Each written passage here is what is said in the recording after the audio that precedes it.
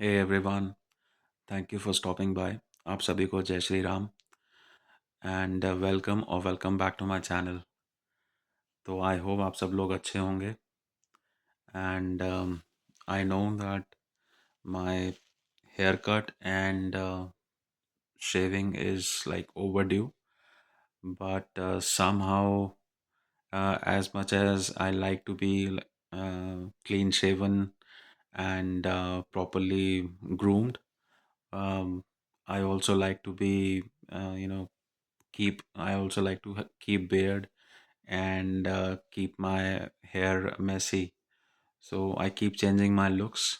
Uh, but nevertheless, also abhi at present where I live in Melbourne, it's like peak winters. तो यहाँ की जो winters हैं वो काफ़ी extreme होती हैं. It's not like Canada or other European nations or some parts of the US or other countries, but still the winters are quite extreme. Thankfully, it's only a matter of few more weeks, and the winter season will start to recede, or थोड़े और bright और sunny days आएंगे, and maybe some rainy days. Nevertheless, this was not part of today's video. आज के इस video में मैं एक बहुत ही इम्पोर्टेंट टॉपिक के बारे में बात करना चाहता हूँ, which is the topic of fear. And if you are say 40 plus or 35 plus, it is even more important. Not that कि उससे उसके पहले के एज ग्रुप्स में ये टॉपिक वैलिड नहीं है, but the age group which I represent which is 40 plus, मैं उनके बारे में बात करना चाहता हूँ. Space why because if you like constantly live in a state of fear, it accelerates aging. तो अगर आपको भी बहुत जल्दी एज नहीं होना है, just like me, तो I think you will relate to this video, and you would want to watch till the end. And again, like most of my videos, this is going to be like totally raw and unscripted. So if there's any derailment in the flow of thoughts, so please excuse me, and please forgive me in advance. So let's begin.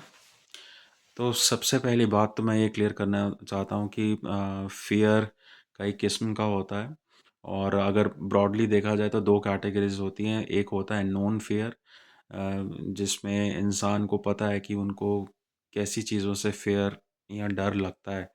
For example, some people have the fear of heights, some people have the fear of say water, like which is called hydrophobia. Some people have the fear of say fire. Some people have the fear of sharp objects. और ये सब common fears हैं, इसमें ऐसा कोई नहीं है कि कोई एक्सेप्शन है.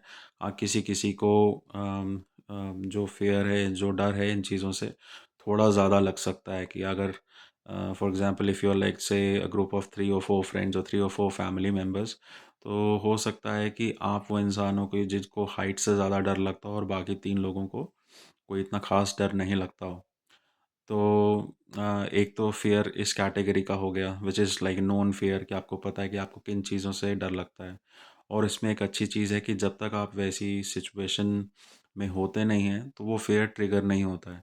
तो अगर आप किसी हाइट वाली जगह पे नहीं हैं, आप किसी वाटर बॉडी के पास नहीं हैं, पानी के नज़दीक नहीं हैं, तो आपको ऑब्वियस सी बात है कि वैसे वाले फियर्स जो उन चीज़ों से जो फोबिया है वो ट्रिगर नहीं होगा, एंड यू आर सेफ. तो आई थिंक उस तरीके का फियर मे नॉट हैम्पर और may not you know damage your quality of life to that extent. हालांकि अगर किसी को ऐसा कोई एक्सट्रीम है तो of course they can seek professional help to get rid of that, और एटलीस्ट बी कंफर्टेबल. बट मैं जिस फियर की बात करना चाह रहा हूँ इस वीडियो में, जो कई सारे लोग गो थ्रू करते हैं and they may not openly express that, which is like an unexplained fair. कि बेवजह आपको डर लगना. अब बेवजह सुनने में तो बहुत अजीब लगता है कि बेवजह किसी को क्यों डर लगेगा, लेकिन आप सोच के देखिए कि अगर आप हर बारी एक्सट्रीम सिनारियोज़ हैं, एक्सट्रीम सिचुएशंस या एक्सट्रीम आउटकम्स के बारे में ही सोचते हैं अगर कुछ भी हो जाए। तो that is what is like an unexplained fear.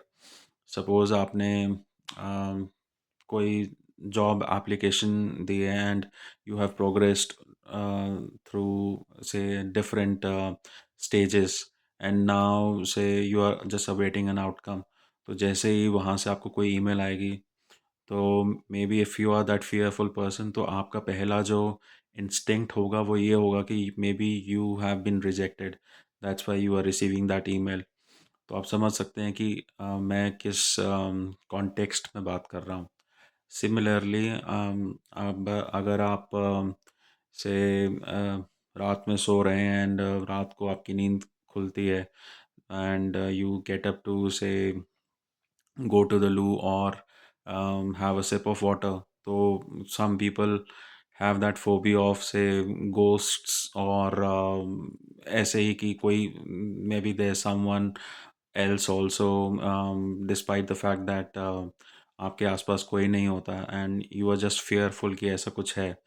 तो just imagine कि how badly it affects your sleep and how badly it affects your overall say day and existence।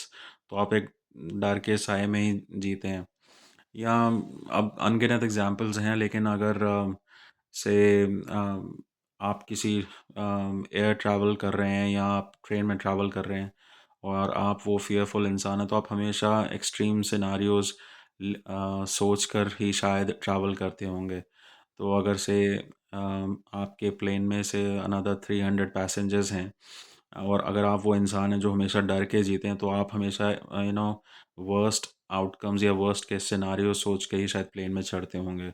And you know what I am talking about कि अगर गलती से plane पानी में land हो गया या गलती से कोई टेक्निकल फॉल्ट आ गया, तो फिर आप क्या करेंगे? So you are always thinking of extreme scenarios, the worst outcomes, and needless to say it you know significantly lowers the quality of your life।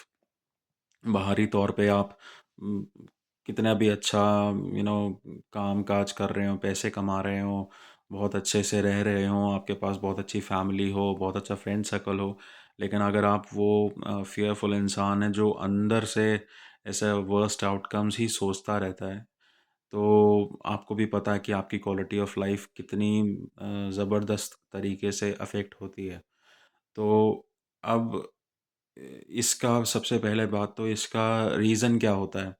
तो अगर हम वैदिक एस्ट्रोलॉजी के कॉन्टेक्स्ट से देखें, ये स्पेशली उन लोगों के लिए है जो एस्ट्रोलॉजी में या तो बिलीव करते हैं या जो थोड़ा-सा इंटरेस्ट रखते हैं। तो उसमें ऐसा जितना मैंने अभी तक पढ़ा है कि अगर आपका जो असेंडेंट लॉर्ड है, असेंडेंट वो होता है जो जिस टाइम आपका जन्म हुआ था उस टाइम जो ईस्ट डायरेक्शन में जो ज़ोडिएक फॉल कर रहा था, वो आपका असेंडेंट बनता है और हर असेंडेंट को कोई ना कोई लॉर्ड असाइन होता है। तो फॉर एग्ज़ाम्पल आपका जो असेंडेंट लॉर्ड है वो किसी स्पेसिफिक हाउसेज़ में है। I think house number first, house number fifth और हाउस नंबर नाइन्थ। तो ऐसे कुछ कॉम्बिनेशंस होते हैं जिन लोगों के बर्थ चार्ट में। उन लोगों में एक भगवान ने या नेचर ने बाय डिफ़ॉल्ट ये सेटिंग करके भेजी होती है कि they will always think of the worst case in the extreme scenarios. तो कुछ सिचुएशंस में ये चल जाता है कि जहाँ पे एक्चुअली कोई डेंजर हो सकता है, यहाँ पे परसीव्ड थ्रेट हो सकती है। लेकिन अगर आप नॉर्मल घर में भी बैठे हैं या अपने ऑफ़िस में नॉर्मल सा भी काम कर रहे हैं और उसमें भी आपको एक्सट्रीम आउटकम्स या वर्स्ट केस सिनारियोज़ ही आपके माइंड में चल रहे हैं, तो then I think it's not good. तो अब ये तो हो गया कि आपको ये कॉम्बिनेशन मिल गया, लेकिन रियल लाइफ सिनेरियो में ये यूजुअली होता कैसे है? में बेशक ये कॉम्बिनेशन हो, ज़रूरी नहीं है कि ये कॉम्बिनेशन आप जिस दिन से पैदा हुए उसी दिन से आपके रोज़मर्रा की ज़िंदगी में ये चल रहे हों। ये ज़्यादातर तब ट्रिगर होते हैं जब किसी इंसान की लाइफ में कोई बहुत ही स्ट्रेसफुल इवेंट होता है, लाइक एक्चुअल में कोई स्ट्रेसफुल इवेंट हो जाता है। तो इसको जो साइकोलॉजिस्ट ने जो टर्म दी है which is called as PTSD, like post traumatic stress disorder, कि आपको कोई बहुत ही एक्सट्रीमली स्ट्रेसफुल इवेंट से आप गो थ्रू करना पड़ा और उसके बाद से आपका जो ब्रेन का मैकेनिज़्म था वो ऑल्टर हो गया और आप हमेशा एक थ्रेट को परसीव करके ही चल रहे होते हैं। तो उसके लिए तो आपको प्रोफेशनल हेल्प ज़रूर लेनी चाहिए विदाउट वेस्टिंग एनी टाइम। हो सकता है आप में से बहुत सारे लोगों ने प्रोफेशनल हेल्प ली भी हो और you may not have been successful, but it doesn't matter. You can find another person or maybe try to incorporate all the techniques and tips which the expert psychologist or counselor has provided you. क्योंकि ज़्यादातर लोग कुछ एक दो चीज़ें follow करके छोड़ देते हैं, because I have done this so I can say that. But अपनी तरफ से मैं बस एक या दो चीज़ें इम्पोर्टेंट इसमें ऐड करना चाहूँगा, जो अब हम में से हर कोई इंसान कर सकता है।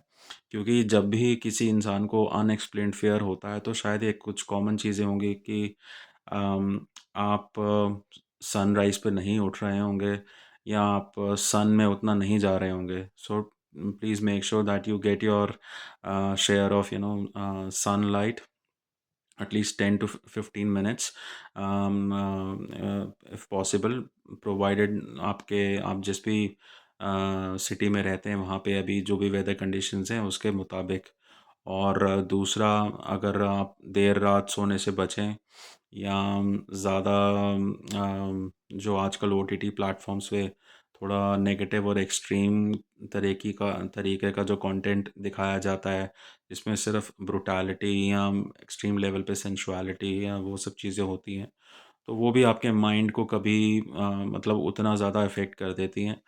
तो अगर आप वो फ़ियरफुल इंसान हैं तो आपको ऐसे कंटेंट से बचना चाहिए, क्योंकि कहीं न कहीं वो सीप इन कर जाता है एंड फिर you start imagining those things.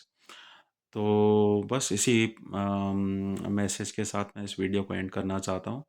तो just to summarize, get ample sunlight, get try to get good sleep, and try to avoid late nights, and if you have like an extreme case of like a PTSD, without wasting any time, consult a good psychologist and a counselor, and I think you will get rid of this problem. So thank you for watching, and take care. Goodbye.